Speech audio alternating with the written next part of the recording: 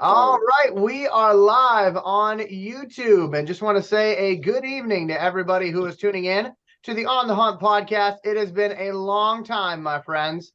In fact, been about 3 weeks, and we're going to get into why it's been about 3 weeks here momentarily. But first and foremost, I do want to say a good evening to my brothers. We've got Nate Rucker joining us before he heads to his second job, and we also have got Bobby Bless down there. And Bobby, thank you so much for joining me. Reggie is absent, but that's because he's still at work.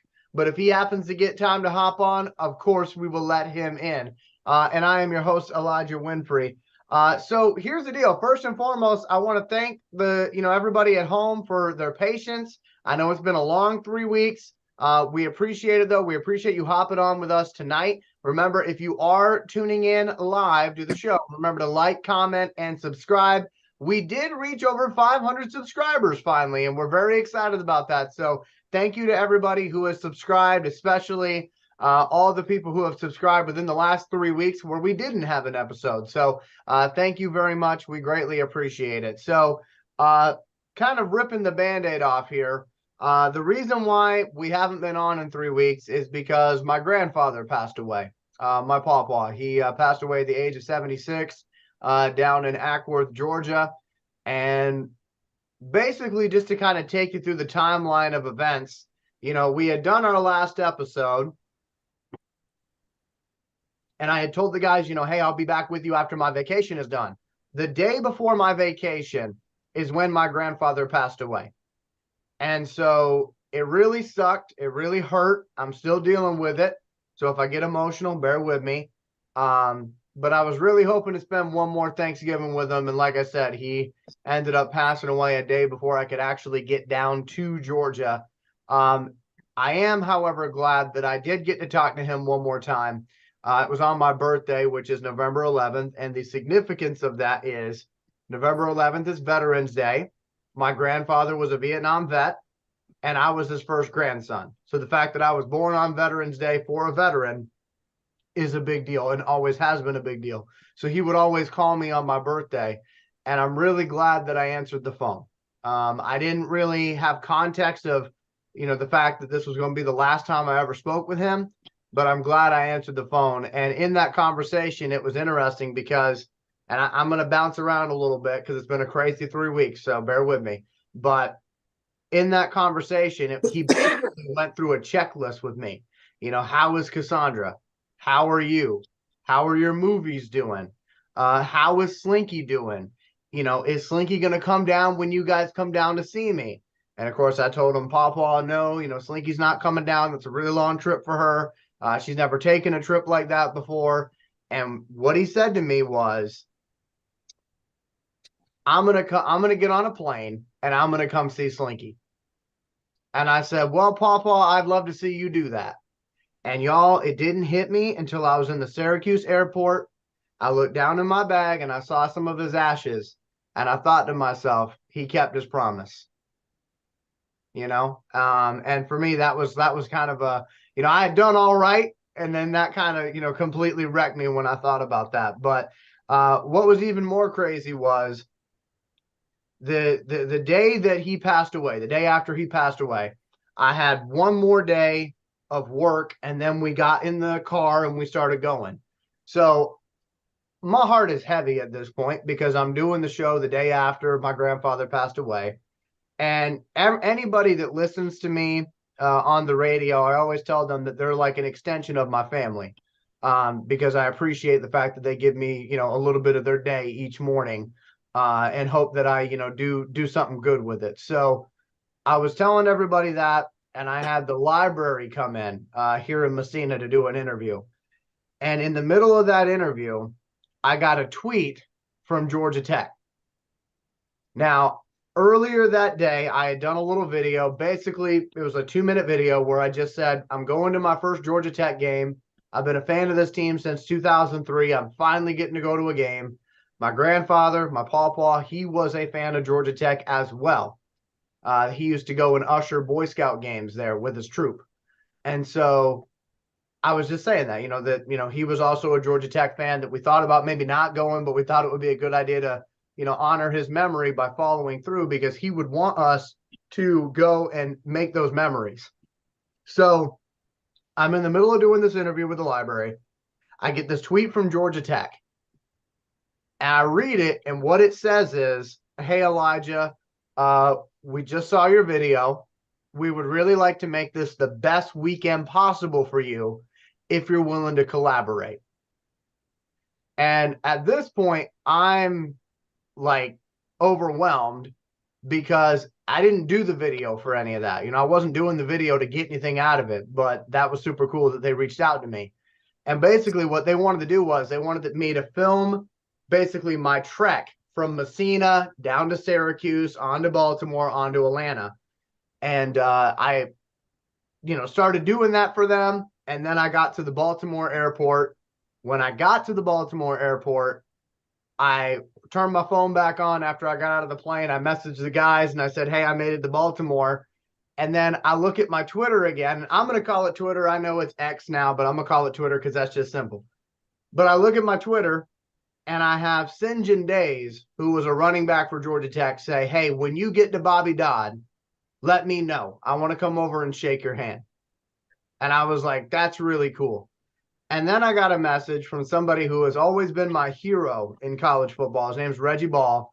I know Nate always talks about, he's a Georgia fan, but I get this text message from Reggie Ball, or I shouldn't say text message. I get this tweet from Reggie Ball saying, "When you get to the stadium, let me know. I'll be there waiting for you." So I'm in the middle of the Baltimore airport, like freaking out. My wife is freaking out because she knows who Reggie Ball is through me. And we're looking around, and I don't know what the other people in the airport must have thought of us, but I didn't really care in that moment either. I was excited. And so we get down to Georgia. We go to the game. And I got to meet St. John before the game, which was super cool. And he took some time out to talk with me. And then we get into the game itself. I unfortunately don't get to meet Reggie during the game because Reggie was actually on the other side of the field from where me and my family were. But during halftime of the game, Georgia Tech had me come down. They gave me a whole bunch of free stuff. They said, "Thank you for, being a fan of us." And they let me do a video about my pawpaw. Funny thing was, because of the game and how loud it was against Syracuse, none of their audio was usable. So they get a hold of me a couple days later and they say, "Hey, Elijah, sorry about this, but would you be willing to come back down and refilm the video? Because we couldn't use the audio." And I'm like, "Heck yeah, I'll come down and refilm the video." Like, sure. So they have me do this video inside of the Letterman's Lounge, which is reserved for people who actually graduated from Georgia Tech and played at Georgia Tech. So I felt kind of honored being able to do the video there. But they had me do a video with them about my experience at the game, about my pawpaw. And what was really special about that was when they released it on their social media channels, not only did they tag the studio in it, which was super nice because they didn't have to do that, but it ended up reaching over 20,000 people. And the reason why that's significant for me is because my pawpaw always had a saying that there's no such thing as strangers. They're all just friends whose names he doesn't know yet. Good. So the fact that all those people got to meet my pawpaw in a way is just really meaningful to me. And so I'm down there in Georgia with Cassandra, with my Uncle Mike and my Aunt Lily. That's who we were staying with. And they took us over to Hilton Head, which was already kind of the plan. Basically, we were going to go down to Georgia. We were going to get my grandfather. We were going to go over to Hilton Head for a couple of days because it's kind of low key and just relax and enjoy each other's company over the course of Thanksgiving.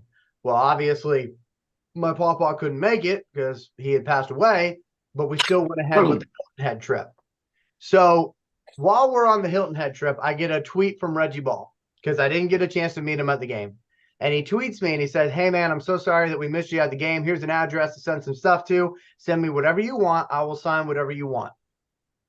And I thought that was super cool of him. I never expect anybody to do anything for me. So I really appreciate it when somebody thinks of me or wants to do something. And so I said thank you to him for that. And we're in Hilton Head. It's like 4:00 in the morning. I'm having a hard time going to sleep because I'm thinking about my pawpaw, thinking about everything that, has transpired. And so I decided to do what I do whenever I have a hard time sleeping, which is I start editing videos because I'm weird like that. And basically, I edited together this career highlight of Reggie Ball. It was about like a 19-minute video. You can find it right here on our YouTube channel. It's called One, and the one is because of the jersey number he wore during college. And so I edited together this video of him. I put it out on Twitter. I tag him in it. Again, I don't know if this is going to go anywhere. I just wanted to show appreciation for my favorite college football player. Because for me, when it comes to college football players, it's him, Calvin, and Jahmyr Gibbs. So I just wanted to do something nice for somebody who created a lot of memories for me as a kid. Because if it wasn't for Reggie, I wouldn't be a Georgia Tech fan. And early in the morning, he sees it and then gets a hold of me and says, "Hey, man, come see me." And I'm kind of blown away at this point because I thought I missed my chance to meet him. I was just going to send him some stuff when I got back to Messina. And yet here he is saying, "Hey, no, I want to meet you." So I go down to his business. He owns a gym in Atlanta. It's actually a really massive gym because they've taken up an entire shopping center, like almost, with this thing, which is really impressive. And, you know, there's that saying out there that says, never meet your heroes. Well, I can tell you right now, Reggie Ball was everything I wanted him to be and more. I wasn't sure what to have him sign because I didn't have anything on me at the time. But I printed out a couple photos of him from his college days. He signed those for me. He gave me a game ball. He gave me a sweatshirt. He gave me a little plaque with his business logo on it. And he even gave me, you know, his personal cell phone to keep in touch with him because he knows about the movies and stuff I do, and he wants to do more stuff with me in the future. So like I said, he was everything and more that I wanted him to be. But the coolest part of this story, and what I'm going to end with here, because I know I've been talking for a while, is that later on that evening, I'm sitting at my Nana's kitchen table. We're sorting through photos because we were doing memory boards of my pawpaw. We're sorting through these photos, and it's kind of tough for us, you know, looking at all these memories and wishing that my pawpaw was still there. And I get this text message from Reggie Ball. And what he says to me is, "Elijah, I know your heart is heavy, but I got to tell you what just happened." He said, "I am not a parent who just because I played sports, I force my kids to play sports. If they want to play, cool. If they don't, cool. And I also don't really brag about my time at Georgia Tech. I don't talk about it a lot with my kids. But I just sat down my oldest son, Roman, and we watched your video. And I cannot thank you enough for the moment that you created for us." And guys, I got to tell you, that choked me up because all I was trying to do is make a video for one of my heroes. I never thought for a second about who he might show that video to. And so, yeah, it's been a wild 3 weeks. I'm not over it. You know, I'm going to be working through it steadily. And these guys know exactly what I'm going through because we've unfortunately had to deal with it a lot on this show over the past, 2 years of doing this. But I just wanted to share that with y'all because, again, you know, there is that saying, never meet your heroes and never live up to the hype. But Reggie Ball did. Reggie Ball did for me. And I cannot thank him enough for everything he went out of his way to do. Georgia Tech as well, St. John Days, all these people, because, again, I have memories that I'm never going to forget. And as I told my wife, I was already a fan, but when they go out of their way to do that stuff for you, it's the little things. And of course, my wife, who is right about everything, told me, "You know why this is all happening, right?" I said, "What do you mean?" She said, "It's your pawpaw up in heaven pulling strings." And that got me. That got me for sure. But I have missed my brothers. I am ready to talk some Lions football. And I know we have a loss to cover. We got a couple wins to cover in the time since we talked last. I'm gonna turn it over to Nate Rucker. Nate, my friend, what do you have for us as far as since Thanksgiving? So we can well, first of all, let's acknowledge our viewers. Also, one of our very, very frequent guests, Mr. Four Horsemen, also sends his sincere and deepest condolences to you, Elijah, and Thank you. everything that you get through. So, we want to say, man, appreciate you, brother. Thank you for tuning in with us. Thank you for, you guys being loyal fans. Because, hey, I know a lot of you probably were wondering what's been going on. And we are Lions fans, but if y'all don't know, this is a very strong brotherhood type show. We've shared some stuff on here that's brought a lot of us to tears, man, from his pawpaw to, my grandmother, my dad, it's been a lot. So, again, man, we want to thank y'all, man, for being a part of this journey and making our show, I want to say, more wholesome than the rest. So now let's get into it. So first of all, we had our Thanksgiving game. Unfortunately, we had to take a L. We didn't have to, but we did. We lost that game 29-22. Team came out flat. I feel sorry for my brother Bobby. I know Brenda rubbed that shit in like it was like no other. So, I was glad to go to work the next day. So I know she got one over on us. So we come back next week and Dan Campbell fashion. If people are not very familiar with it right now, we have the most explosive offense in the NFL with the most plays of over 40 yards. Most plays, and so we came out, took care of business against the Saints. We still have not lost 2 games consecutively in the last 2 years, which is good. And normally, anytime we come off the loss, we always seem to run a string together of 2 to 3 wins in a row. Yep. As of right now, we have our highest win total, in 12 games, it's sitting there at 9-3. And I think this is the highest win total since 62 or 52 or something like that. No, I think it was like 52. So I was going to say probably 52 around, or 62, 52. Yeah, probably around the birth dates of all of our grandparents. So as of right now, man, we're sitting at 9-3. We are 3 full games up inside the division. And so that's what we got to do so we can continue to move forward, continue to solidify everything so that we can get that home playoff game so that, we can just get that dub because I know it's going to be electric. I also want to give a big shout out, man, to our fans who have been traveling. I mean, the Lions have said like every game has pretty much felt like a home game with the amount of fans and the amount of support that has been for this team. It has been impeccable. So my Lions fans, make sure y'all keep that up, man. Keep showing these guys love. Keep helping them get to it. Like I say, hey, even in outdoors, it feel like home. Speaking of feel like home, Elijah, I heard you was watching The Wiz. Yeah, man. So was somebody clicking them heels?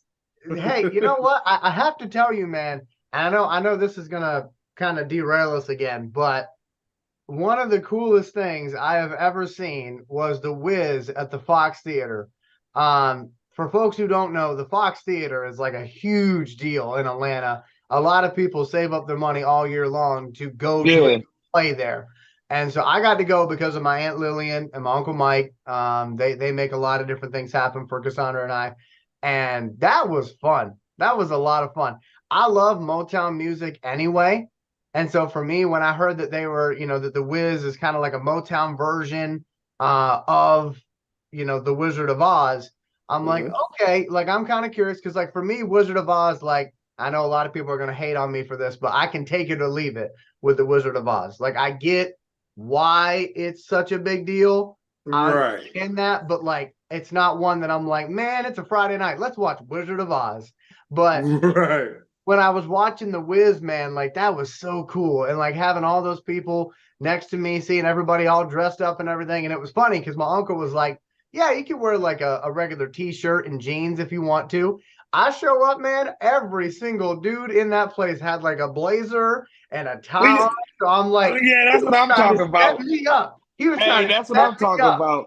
Yeah, That's what I'm talking about. but it was I really could've- cool. And these guys were the ones to tell me from the beginning. They're like, you're going to go see the Wiz. You're going to love that.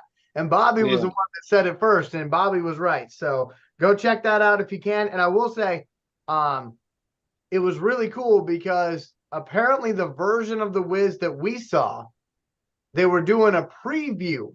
So what we saw that night is something that Broadway hasn't even seen.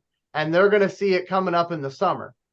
But they were testing it out in Atlanta to see how everything worked. So I was super psyched about it.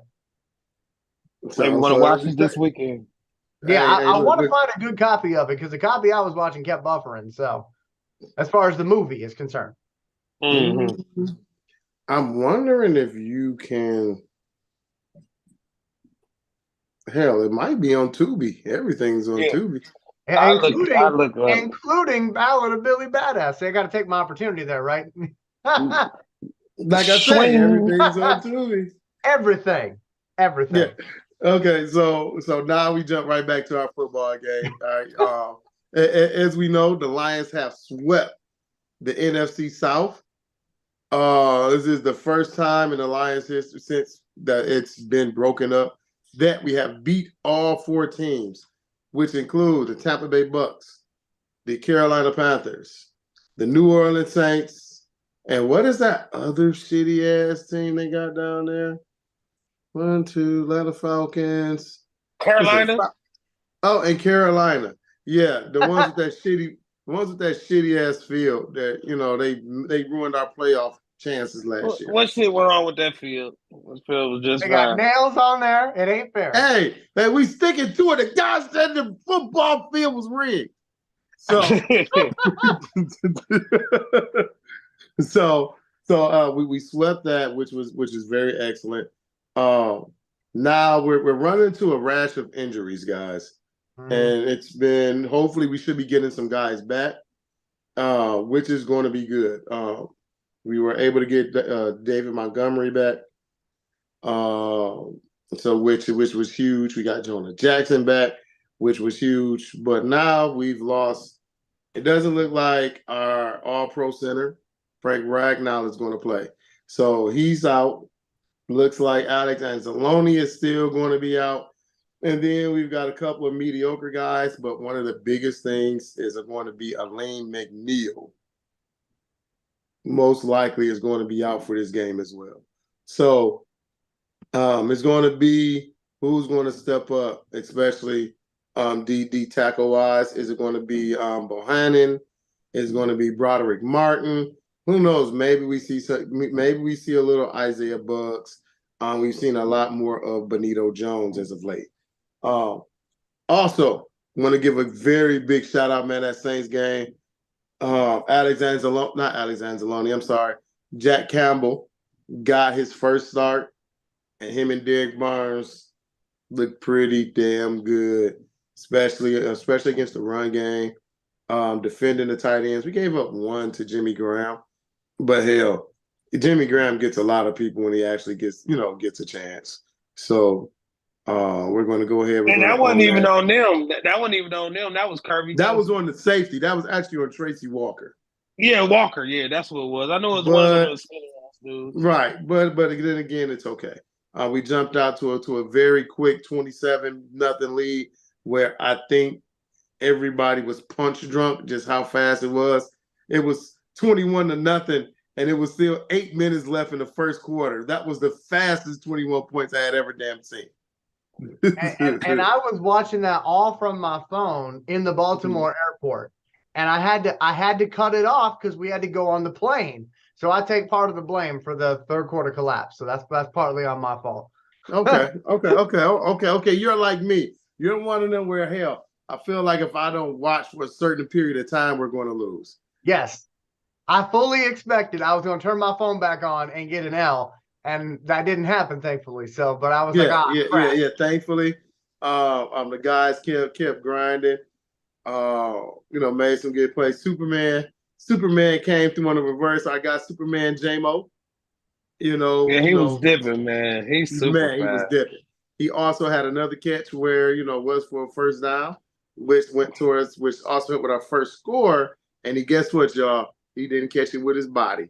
He caught it with his hands. So we're going to make sure we put that one down as well. And then of course, the emergence of Thunder and Lightning with Jahmyr Gibbs and David Montgomery. Again, well over 100 yards combined in rushing.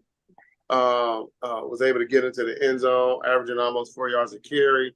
And just for the people who did not know, I need y'all to make sure that y'all give an Elijah. Make sure y'all give Elijah, y'all, all the props in the world.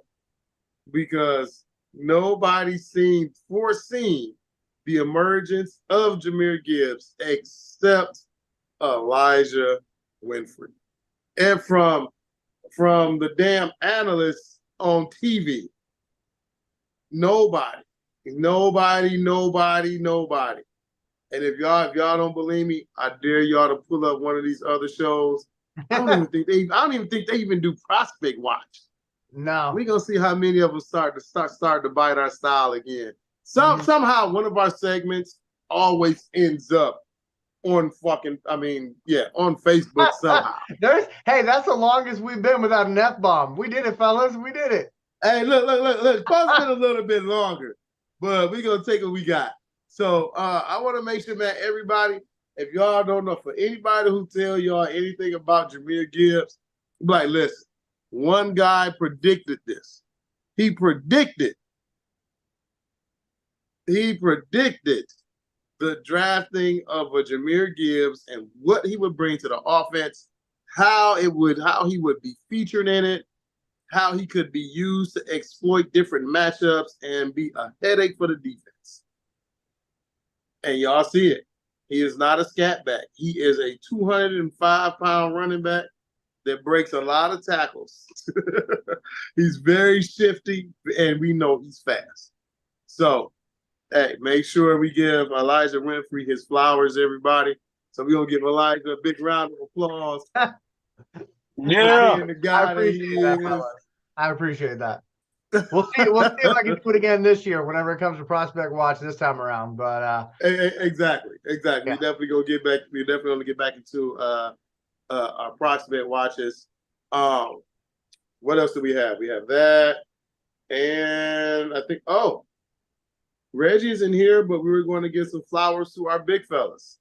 Yes. Most notably, our offensive line coach, Big Fraley. If people have not paid attention, we've had one offensive line set, our starters, for only 3 games out of 12. 3 total games have we had our starting linemen, and we're still top 3 offensive lines in the league. We've had guys out from Vaitai. Our original lineup was from left to right. You had Taylor Decker, Jonah Jackson, Frank Ragnow, Vaitai, and then you had Panay. So Vaitai was in and out of the lineup. You plugged in Graham Glasgow. Jonah Jackson got hurt. We put in Awasaki. He got hurt. So we moved Glasgow to the left side. Then they tried Matt Nelson. He got hurt. Mm-hmm. Then here comes the rookie Corby Sosdall. Still doing it. And I don't really know, Elijah, do you have a background on that guy? Which guy? My throat, I need some water. The background on our offensive line coach, I meant to have. I do have that actually pulled up. And what I'll do, Nate, if you don't mind, so that you can get some water, is I'll take it from here on the background, then I'm gonna toss it over to Bobby. So here's the background of Frank Haley, Hank Fraley. I always get those mixed up. Hank Fraley is his name. Since we're giving him flowers, should probably get his name right. Hank Fraley, offensive line coach. He is 46 years old. He played college football at Robert Morris. Then as a player, he was with the Pittsburgh Steelers. Then he was with the Philadelphia Eagles from 2000 to 2005, Cleveland Browns from 2006 to 2009, and St. Louis Rams is where he played his last professional football in 2010. As a coach, he was the offensive line coach for San Diego in 2012. He was the offensive line coach for San Jose State in 2013.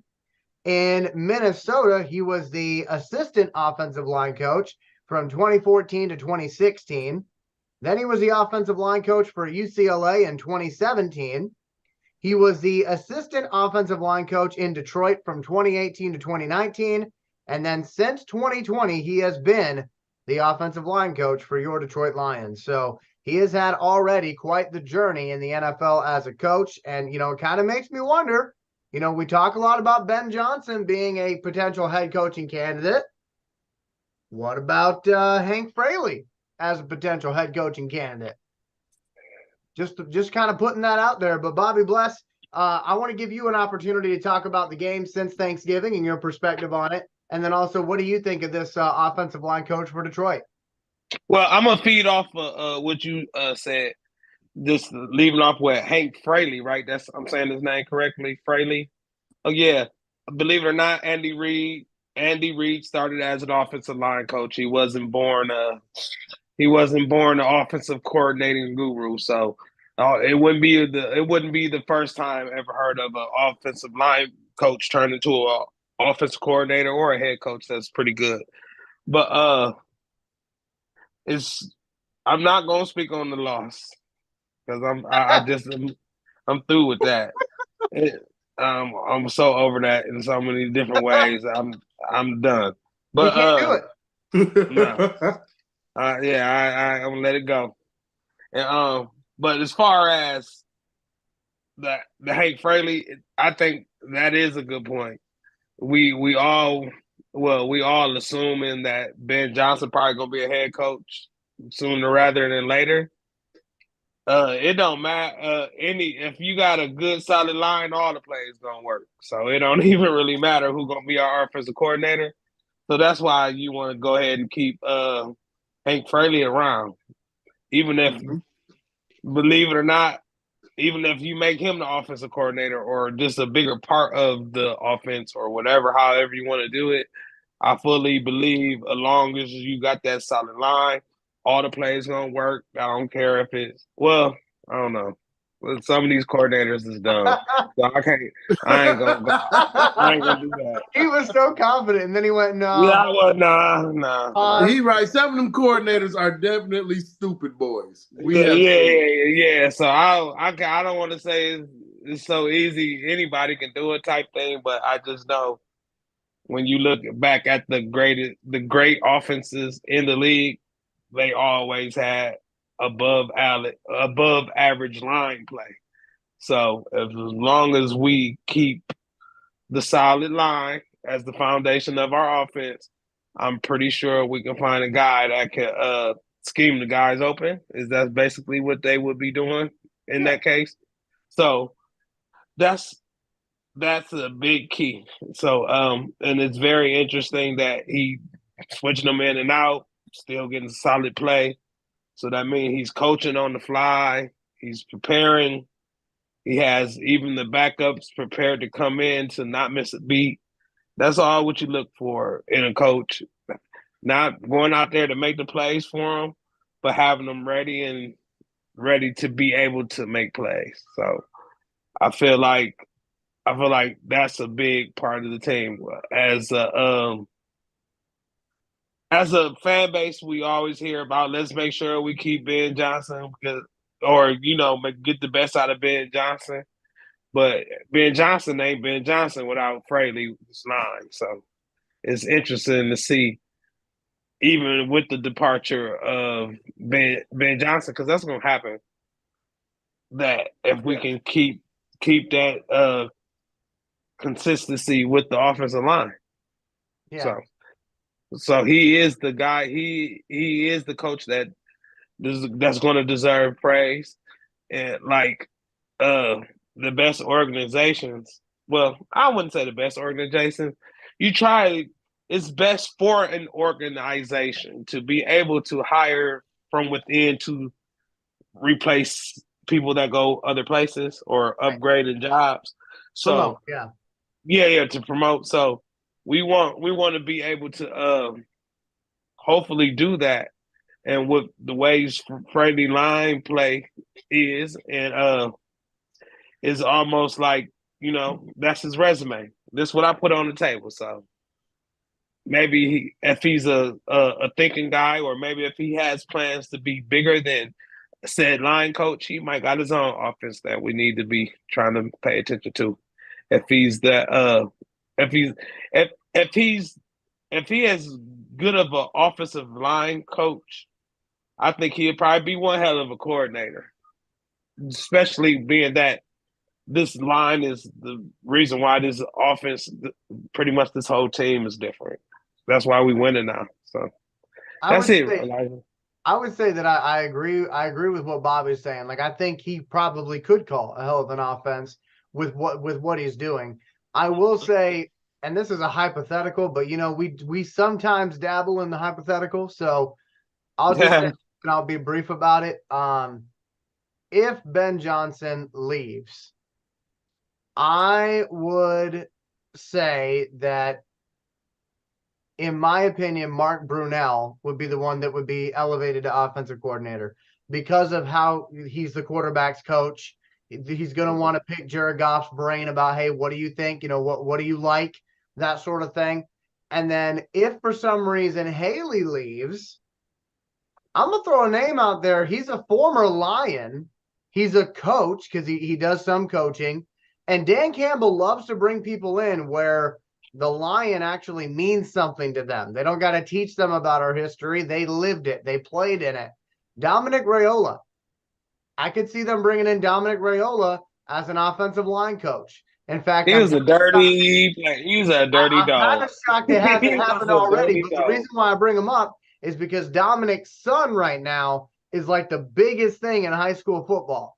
And I believe Yes, he he's going to play is. He for is a Georgia next year. five-star So, quarterback. yeah. Which is funny that you have a center who raised a 5-star quarterback. Like that to me, I would have thought that his son would have been a lineman, but you never know. Hey, he probably hit him with that back of the back. Didn't he used to smack him in the back of the head? Boom. Didn't he had to get?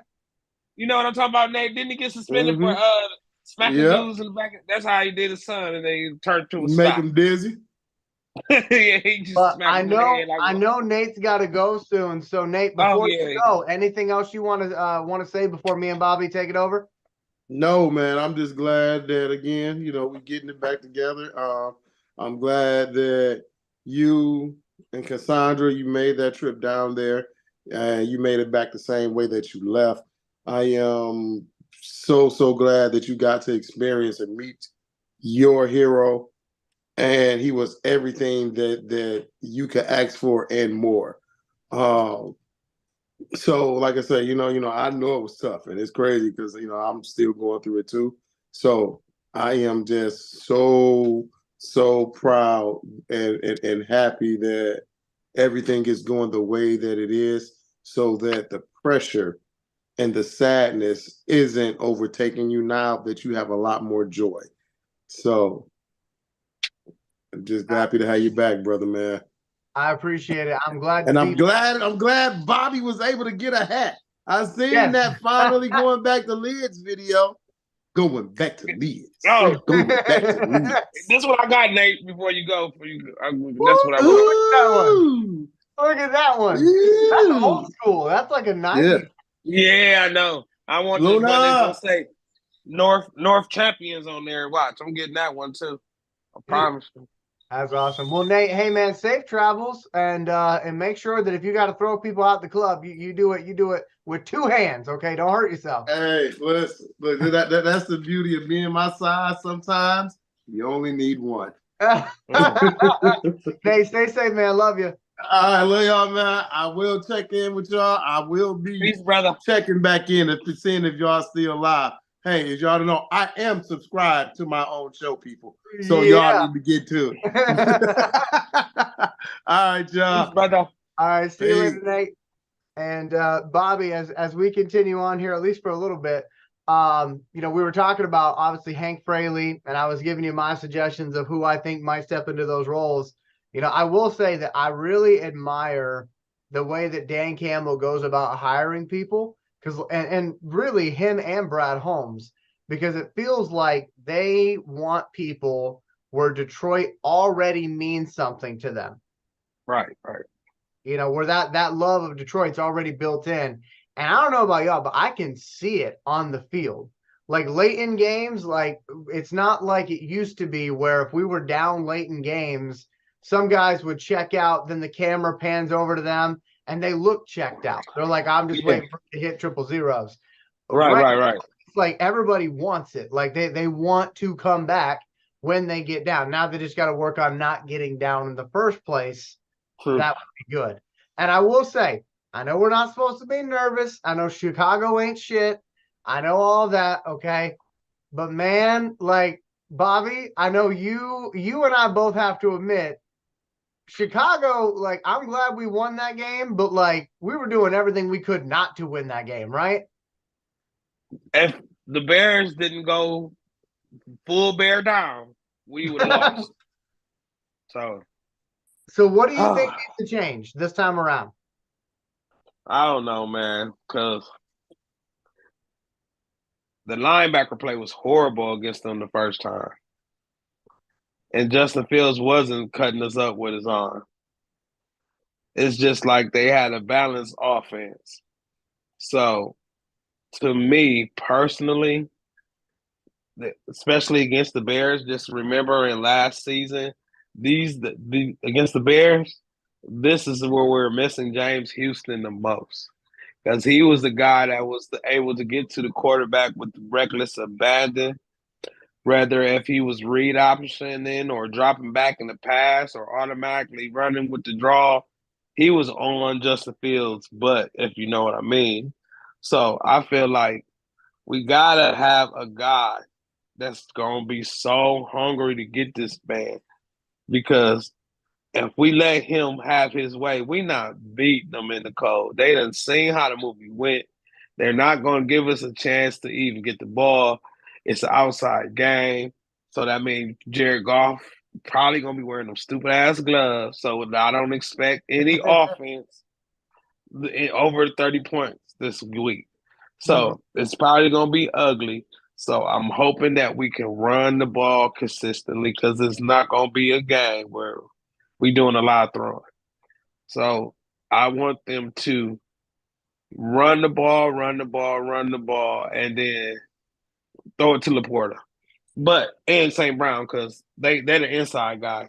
But remembering them last time, from what I was remembering, they clogged the middle of the field and was forcing Jared Goff to throw outside. So being that case, I don't know what they do, what their plan is to force them to commit more to the outside and more to the line. I'm pretty sure, did Montgomery play or didn't play against them? I think he did play. We were healthy at running back. Was one of the running backs missing or something? Were we full strength and still struggling with them? That's not a good sign. Let me go back to that game, because I want to pull up the stats just to kind of refresh our memory a little bit, because it has been weeks. So here were the stats in that game. All right, for anybody else who needs them like Bobby and I do, because it's been a little bit. So for them, we'll start with them first. Justin Fields was 16 out of 23 for 169 yards and a touchdown. Then on the ground, Justin Fields had run 18 times for 104 yards. He was averaging 5 yards a clip, close to 6 yards. And then the linebackers, they was trash that game. If you look at us, Jared Goff was 23 out of 35, 236 yards, 2 touchdowns, 3 picks. but 3 picks. Should have been 5. And then if you look at our running attack, David Montgomery was playing. He had 12 carries in that game for 76 yards and a touchdown. Jahmyr Gibbs had 8 carries for 36 yards and a touchdown.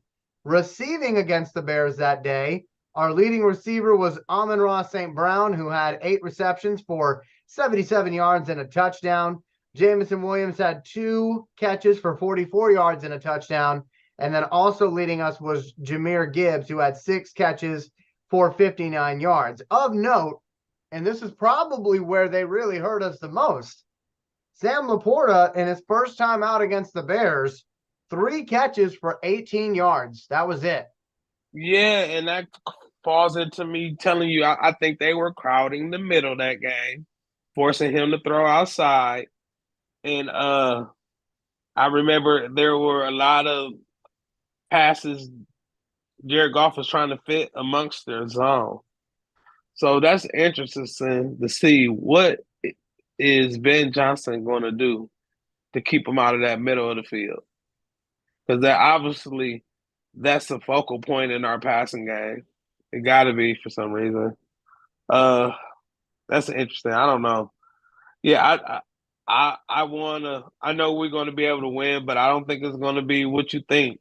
I think it's going to be the 3 runs, the running game. Because, like I said, depending on I heard it's going to be rainy and wet and snowy or something like that. It was supposed to be raining or something during the game or something.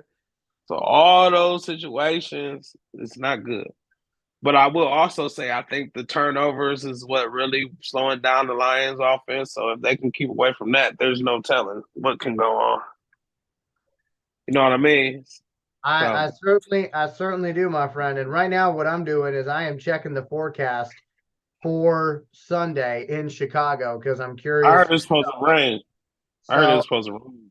I'm looking at 1 p.m. Sunday, and it doesn't look like rain. However, it does appear that it's going to be cloudy, so chances are there could be a chance of rain. It's going to be 35 degrees, it looks like, and you're looking at about 14 mile per hour winds. Now, depending on, if anybody has ever heard winds, brought up in a weather forecast, it kind of depends on where are you, right? Like if you're in a wind tunnel, you're going to get all the wind. But if you're not, you might not. And I know Soldier Field, they're known for the wind. So that's going to be kind of interesting to see what happens. My best guess as to what we might do, and it's going to sound like I'm pulling a Madden play out of my ass here, but just bear with me. I think there's going to be a lot of crossing patterns. I think there's going to be a lot of 3 to 5 yard crossing patterns for our wide receivers, probably more 5 to 7 yard crossing patterns where they line up tight to the line and cross each other right at that middle linebacker just to try to mix up that middle of the defense. With that, I will also say I could see a lot of jet sweeps called with Jameson Williams because they seem to like doing that with him right now. And he does really good on it, as he showed against, the New Orleans Saints. So a similar play that he did against the Saints, they might try to run that a couple times. But I agree with Bobby. I do not think this is that game where we say, Jared Goff, save us. I don't think it's that game. And if you get it into that type of situation, I'm not saying Jared Goff can't do it, but that's not what he's built for. He's not built for that type. Right. Now, if it's indoors, yeah, you could say, hey, Jared Goff, pull out the Superman cape. But you put him in a windy city, it's like pull out the Bizarro cape and look out, because he becomes the exact opposite of what he is when he's indoors. And that ain't hate. That's just fact. Like if you pulled up his that's my guy, man. I'm just glad this is really the only weather game of the year, man. I'm just so glad of that. Knock on wood, tight, but I'm just so sick of it's not the same dude. It's not the same guy with the weather. Well, I mean, after this game, Bobby's right. There are no more weather games. You got this one outside of Chicago, and then you have a home game for the Lions against the Broncos. You go on the road to the Vikings. They have their stadium that is enclosed. You have at the Cowboys, which is enclosed most of the time. Then you've got the Vikings at Detroit. So Bobby is dead on when he says this is the one more outdoor game in our regular season. And, hey, listen, I know some of us have already given up on the hope of being the 1 seed in the NFC. I have not given up hope yet. I think this Lions. If we can win this, we in good shape. I swear. I would agree. I would agree because I think Philadelphia, they're coming into the meat of their schedule. And right now, Philadelphia is just surviving games. They're not winning games going away. They're surviving. And for me personally, just watching our division, I'm more worried about the Bears than I am Minnesota. If that makes sense. Well, my problem is, and maybe this is because we're a little bit spoiled this year. Yeah, it is. But that's my problem is like I keep waiting for us to just win the damn division already. And every week that we don't, and I know that right now it's not mathematically possible for us to win the division. We have a couple more weeks before that talk starts to creep up. But I'm just impatient. I just want to get it over with, just win the dang division, hang the freaking banner that we won the division so that we can focus on the next goal and the next one after that. But I'm in general kind of an impatient person. So, but for me, I'm looking at Green Bay. I'm a little concerned about them right now because they're seemingly getting hot at the right time. I do not want to play them in the playoffs. No, thank you. Okay. Have them go somewhere else. I do not want to play them. The Bears still technically have a chance of making the playoffs. Now they got to have a lot of help to do it, but everybody in our division. We got to make them throw the ball, man, and it's kind of hard with the way our linebackers play against them. Right, and we'll certainly get to that in a second. But like I was saying, my bad. Chicago, I mean, they're still mathematically alive for whatever that's worth. Minnesota, they're still alive, although I think the Joshua Dobbs story has come to kind of a bittersweet ending for him because he was everything everybody was talking about. Then all of a sudden, he had a bad game and everybody kind of forgot about him again. But for me, I'm concerned about Green Bay. I do not want to play them in the playoffs. I've had my no thank you bite. I'm good on that. Okay. Give us somebody that, doesn't have such a track record with us. That's what I want in the playoffs. I want somebody that actually has to scout us, not somebody that says, oh, well, we've already played the Lions twice this year, so let's go ahead and pull out the tape. Like, give us somebody that we haven't played and they haven't played us. That's what I'm hoping for. But again, hope in one hand, you know what to do in the other, right? But as far as the rest of the games, like Bobby said, there are no more outdoor games. Now, with Chicago, Bobby said it. You got to make them throw. You got to make them throw the ball. That is how you beat them. I agree with Bobby. However, I also agree with Bobby that our defense has not, how do I put it? It's not that they're a failure, like I see a lot of other Lions fans talk about. They leave a lot to be desired. That's for sure. Needs improvement, I think, would be the job. The job outlook needs improvement. But I think what's hard for me is I see the vision of what they want to do, and I get that they want to stay true to their plan.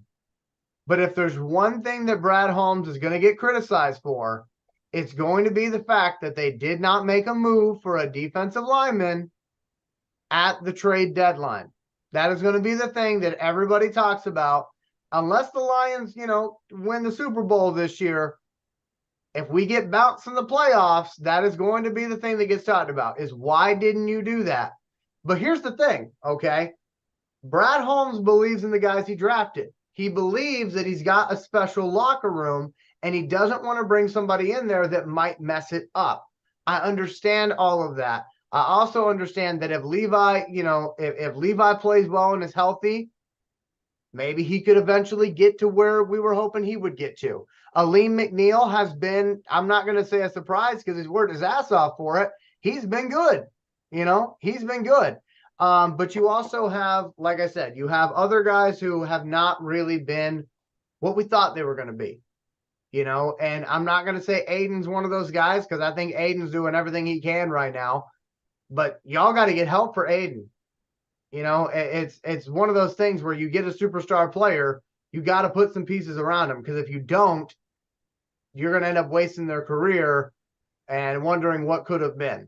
And like I said, I get that they want to just kind of let this whole thing happen naturally, live through the bumps and bruises for a better tomorrow type thing. But as I said, the one thing you can criticize Brad Holmes for, and a lot of Lions fans are taking the opportunity to do it, is the fact that we did not make a move to better the defensive line, and the teams that did are already getting returns on their investment. Look at the 49ers with Chase Young, But Bobby, what do you think about what I just said?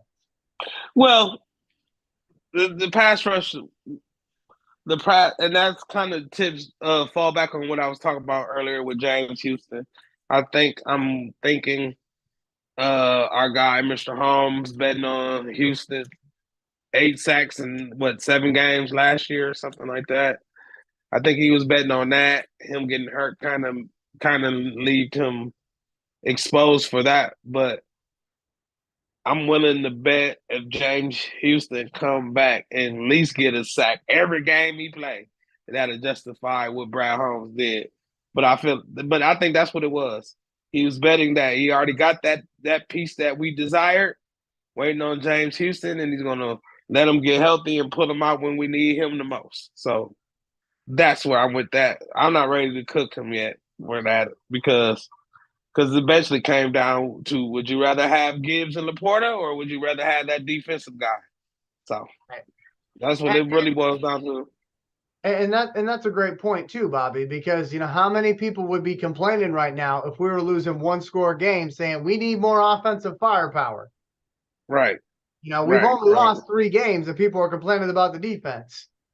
Yep, and two of the games we lost, the guys are still number 1 in their damn division. So yeah, not as bad as it looks. It's not.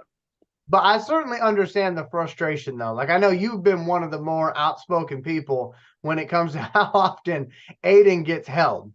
Right? And the fact that like he could possibly be looking at a 13, 15 sack season if he wasn't held as much as he is, or we would have 13 or 15 more sacks if we had anybody on the other side of him. While he's getting hold, too bad we got somebody else on the other side of the line that can still get to the quarterback.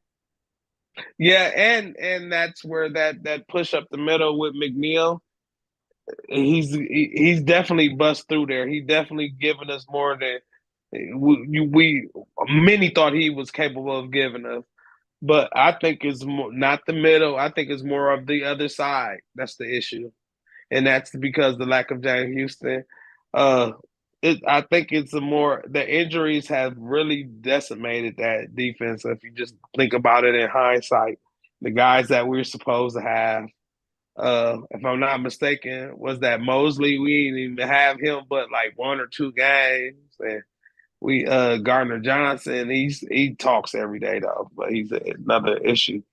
But those are pieces that we were missing in last year's with last year's defense being so underwhelming, and now that I think the defense that we got going right now is how it would have looked without James Houston, because we had Houston last year. We had him on the other side of Aiden.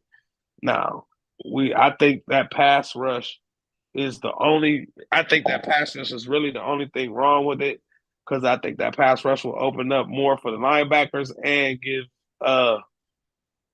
the secondary less time to cover. Because if you notice, a lot of these, we don't have many coverage sacks. We did have a one in the last game, but that was just honestly luck. It definitely wasn't par for the course.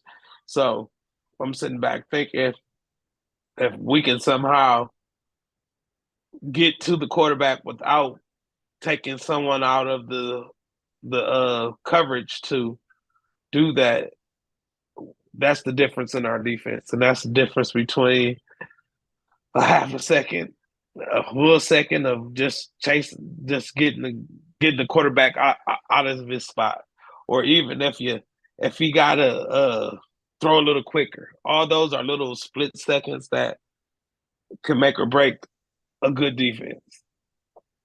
I agree. And I think this weekend it'll be interesting because, for Justin Fields, I don't know and I always hesitate to say things that I don't know because I don't want to look like an idiot at the end of the day, but I don't know if Justin Fields has the clarity and security in his job that he probably should have as the most prolific Chicago quarterback in a long time. It's funny because it keeps popping up with a bubble with a thumbs down over your head, Bobby, for some reason. I don't know why it's doing that. But anyway, but I feel like he doesn't have the job security, the job clarity that everybody else has. So I feel like at this point in the season, he's, kind of playing out there, for his team, but maybe for the future of his career, saying, this is a job interview for the 31 other teams in the league. And so I feel like we are getting a Justin Fields that is playing not trapped, if you get what I'm saying. Like he's not worried about, I need to execute the offensive system. He's saying, I need to do what I need to do for me and my family. And that's a dangerous Justin Fields to be going against when he's not worried about running an offense. He's just worried about his career. Because he's out there running when earlier in the season he wouldn't have ran. He's out there throwing balls deep to DJ Moore that earlier in the season he wouldn't have tried. It's like they've unleashed him. Right. That he is, to me, a scary dude. Whenever you think about what he can do on a football field, he's scary. Right. And he's not a horrible passer either. So if you hesitate in any direction, he has the arm and he has the passing ability to make you pay. He really do. And I don't know why the Chicago Bears did not try to run a similar offense that the Panthers ran when they first got Cam Newton. Because if they would have ran that type of offense with Justin Fields this entire time, he might not have played in the league very long because he probably would have got beat up, but they would have won a lot of games, just like the Panthers won a lot of games when Cam Newton initially went there. But instead, Cam Newton he threw over 4,000 yards in that offense too. So it wasn't just it wasn't just him running either. So I get it, Elijah. But Chicago said, let's take one of the things that you do well, and we're going to tell you not to do it at all. and I've always had an issue with that because teams that don't do that, teams that say we're going to adjust the offense to the players we actually have, not the players that we want to have in 5 years, those teams do well. The teams that are like, no, you're going to be under center playing quarterback, even though your entire career was shotgun, those teams usually suffer because of it. And I feel like Chicago, I've already said, I think their head coach is gone at the end of the year. But I'm starting to think that maybe Justin Fields is going, okay, I know the coach is gone, but will I be gone too? Probably. Because they got the number 1 overall draft pick right now. And I believe the number 2 overall draft pick right now. So, I mean, you kind of have to think about that whenever we take on Justin Fields this weekend. Because again, he's not out there playing just for the Bears. He's out there playing for himself too. And again, I kind of felt that way when he played against the Lions a few weeks ago. I'm like, there's like a switch that went off in his brain, and now he's just out there balling, and we just have to pray to God we can make him make a mistake, which we did. We did. Yeah. But we can't wait till 30 seconds left in the game for him to do that. True. But I do agree with Bobby, though. We got to make him throw the ball. I think, he is a good passer. Don't get me wrong. I'm not saying he's a horrible passer. He's a good passer, but I think if you can shut down the running, we'll have a better shot. Yeah, just put him in downs where he can't disguise what he's going to do. Those third and 3s and 3rd and 4s, he can still run. He can still do quarterback draws. You want to put him in. You want to put him in 3rd plus, 3rd and 7 plus. The main thing you want to do is keep him from getting. You want to keep him on 2nd and long. You don't want him to get 5 yards on 1st down because he's able to control the game more like that. So we need to get him in bad down the distance, as the guys on the TV say. But the main thing we got to do is when he do break off for something big, don't get disgusted and stick with it. Because I felt like a lot of times we was almost getting him, and that was wearing the defense down just mentally. I agree. I agree. And I will say that this weekend, not that you're really looking for 3 different games to watch, but I'll tell you 3 games you should keep your eye on, or at least keep your, keep the updates on your phone coming through. Yeah, the ticker. I would say Detroit and Chicago. You'll already know the result of that game by the time of this next one. Okay. But Detroit needs to beat Chicago. We need to get our 10th win. Like, don't let them hang around thinking that they're a better team than they are. Whoop their ass. Okay. Get that victory. Then turn around. We got to take a look at the Seahawks and the 49ers. That game's going to be at 4:25, it looks like. And we need the Seahawks to win that game. I know a lot of people don't like the Seahawks. I get that. They've had their way with us the last 2 times, and they broke our heart because of it. But we need them to beat the 49ers. And then Sunday Night Football, it's the Cowboys and the Eagles. And I know it's going to be hard for you to do this. We need them to beat. We need the Cowboys to beat the Eagles. Okay? It is going to be the first time in my existence that I ever hope the Cowboys win a football game. But I am rooting for them on Sunday Night Football. Okay. Now, if that happens, it is my understanding that all those teams I just mentioned, the Eagles will be 10-3. We will be 10-3. And I got to double check here. But I believe in that situation, the 49ers would be 9-4. So we would be tied head to head with the Eagles heading into the next few games. So again, we need San Francisco to get the hell out of the way, because right now they're murky in the waters, if you get what I'm saying. We need to be between us and Philadelphia. And they playing pretty good too, man. You just want to make sure we play them at Ford Field if we do got to see them. And I totally agree. That's where I'm at, because like a few weeks ago it was Lions and Eagles, and then all of a sudden here comes San Francisco again. We can't. Yep. We do not want that to be a situation where we got to go to San Francisco or to Philadelphia. Exactly. So again, we need the Lions to beat the Bears, the Seahawks to beat the 49ers, and the Cowboys to beat the Eagles. And again, I've never rooted for the Cowboys in my life, but I will be doing so on Sunday Night Football. And I know Bobby has somebody in his family who's a Cowboys fan. So that's my old man. Hard. Yeah, old man. Yeah, he'll root, but I don't know, man. He just be like, when Dallas plays Detroit, ironically, my father will root for Detroit because he just so used to me watching them every day. He want my team to shine at least one time. He really, because he liked Campbell. He really liked Campbell. My dad loves some Dan Campbell. He said he wish he was Dallas coach. So, it's funny. I feel like Dan Campbell, and again, I've only been a Lions fan since 2007. So Bobby can correct me on this, but I feel like Dan Campbell is the most liked coach the Lions have ever had. I think Jim Caldwell was the most respected, but I feel like Caldwell was not liked by the media. They hated him. But I think the players loved Jim, but I think what's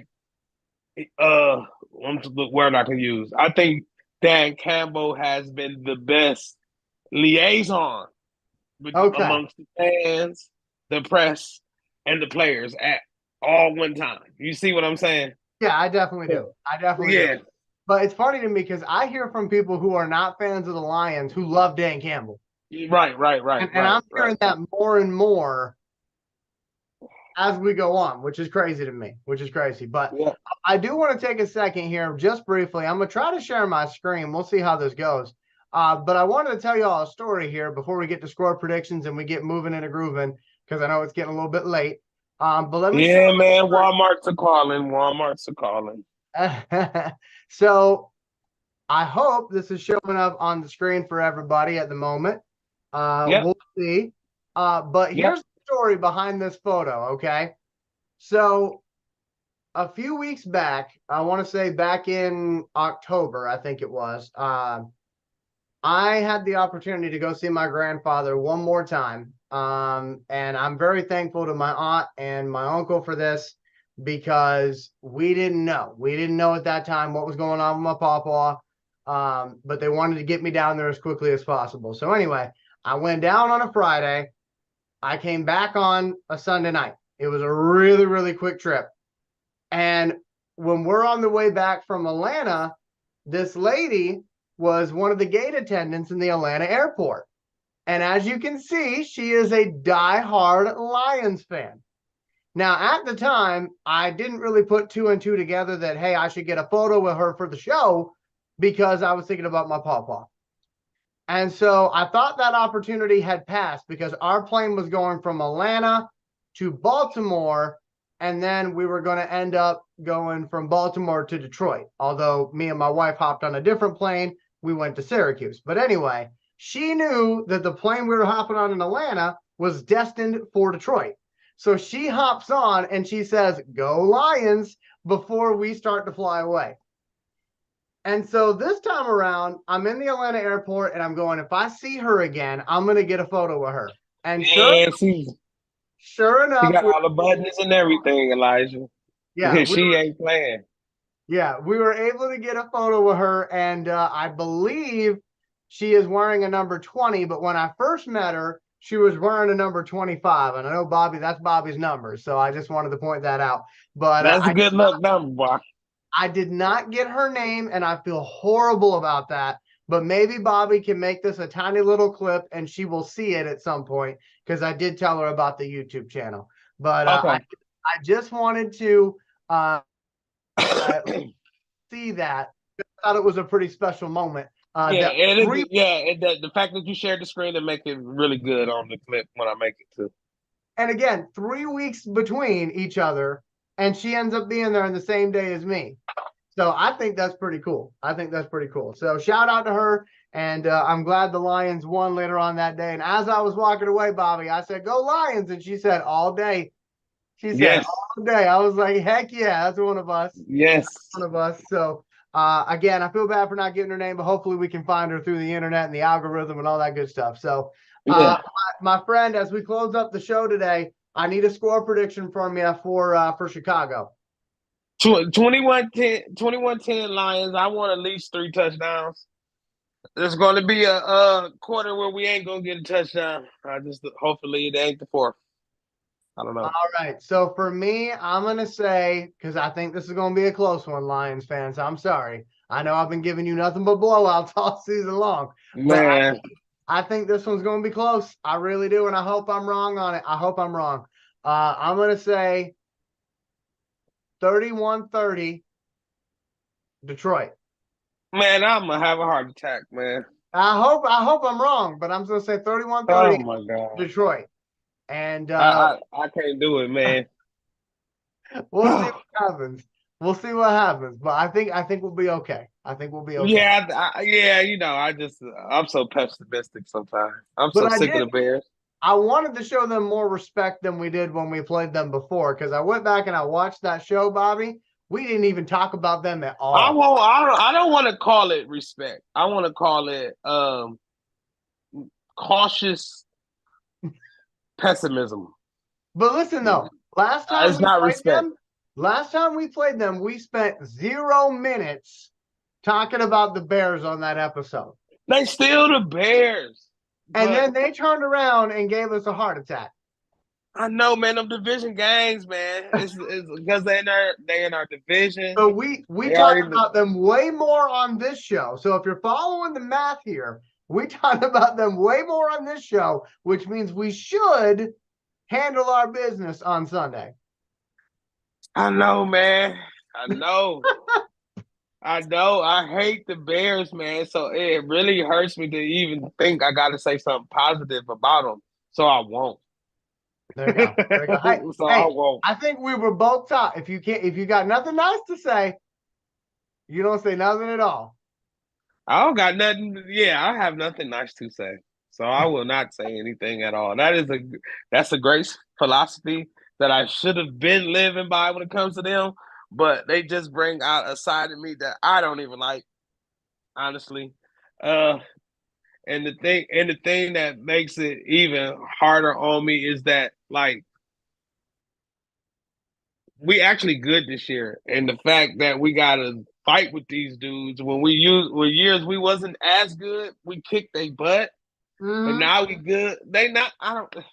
It's They're like a. scrappy. It's like They're the scrappy ones now. We used to be the scrappy ones, but now they're scrappy, and we're expected to be good. yeah, and I can just think in my head, just not to be a pessimist, but so many games in Chicago where we just don't make it happen. So let's knock that trend this time, guys. Please, I know we can. I I hope we know we do. can. I hope we do. So as far as closing remarks, my friend, I'll let you go first. Well, man, it's hard to talk about like before our podcast. I be talking. You probably seen it a couple times, Elijah. I have 100 comments on a comment on a post thread arguing about the Lions or saying my thoughts about the Lions. It's hard to talk about football without you guys. So I be trying to jump in and out of conversations. I try not to like have a hot take or nothing because I want to be saving it for the podcast. So yeah, so glad we can get this back, and hopefully the Lions win when we talk about them. So let's keep up that good work. That's probably it for real, Elijah. So I'm gonna leave y'all with a little something heavy, okay, before we go. But it's something that, I feel like in order to honor my grandfather, I need to say. So there were two big sayings that he had in life outside of there's no such things as strangers. There's just all friends whose names he doesn't know yet, which I think is a great way to live your life. But It is. the other two things he said, and I know Bobby would echo this, every day is an opportunity to make your life a little bit better and the lives of those you love a little bit better. So when you wake up in the morning, you got to take advantage of that. That was the first Yeah, one. yeah, yeah. And the second one, and I know Bobby Bless lives this out in his life every single day, and I'm not joking when I say this, but this other one, I think will hit Bobby pretty hard too, because Bobby does this every day. If you come across a situation in life where the skills that you have can make that situation even a fraction of a bit better, you now have the responsibility. If you have the Right. skill set, you have the responsibility to make that situation better. So, my friends, I'm going to leave you with those two things. I'm going to ask y'all to maybe think about applying those to your life, because I know for me, I certainly try to do that, day in and day out. I'm not perfect. I don't succeed all the time. But if there's one thing, that I hope that you get when you hear the name Winfrey is that hey, Winfrey's might not always succeed, but they do everything with love and they try their ass off, because that's what they do. So with that being said, we love y'all. Thank you so much for tuning in. After 3 long weeks and no episodes, we're back, baby, and we're ready for another Lions victory. Hey, be good to yourself, be good to others in that order.